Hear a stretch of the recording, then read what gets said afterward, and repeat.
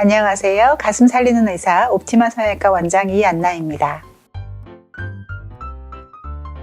보통은 빠르면 한 2시간 반에서 3시간 정도에도 끝나지만 우리가 정말로 큰 경우는 한 대여섯 시간이 걸리기도 합니다. 이제 수술의 시간을 굉장히 빨리 하는 거를 굉장히 자랑스럽게 말하는 병원도 있고, 또 굉장히 오래 한다, 내가 정말 모든 걸 해서 오래 한다는 거를 하기도 하는데, 다른 어떤 수술을 할 때도 정말 아무 문제가 없고, 이 사람이 이게 순서대로 진행되면 이게 좀 빠를 수 있고, 개선해 줘야 되는 것들이 남들과 다르다, 또 피부 상태도 남들보다 굉장히 흐물거린다, 여러 가지 상황들이 그때그때 있게 되면 그 하나하나를 남들보다 훨씬 더 공들여서 해야 되는 거기 때문에 좀 더 시간이 많이 걸릴 수 있고요.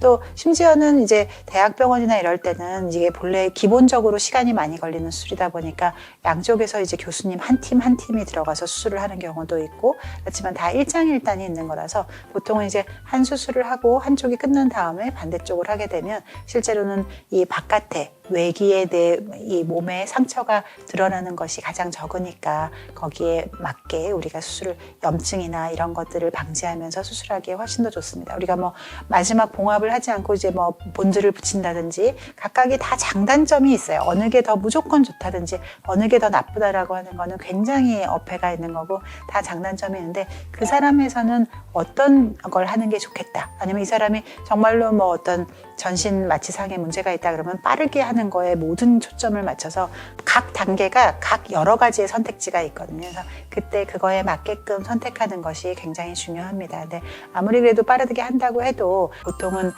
한 3시간 정도는 잡아야 되는데, 내가 만약 아주 큰 사람이다 그러면 수술이 훨씬 더 오래 걸리겠죠. 근데 우리가 이렇게 아주 크다고 하는 거는 그냥 단순 반복 조작이 오래 걸리는 거를 넘어서 난이도가 다른, 전혀 다른 수술을 받는 거거든요.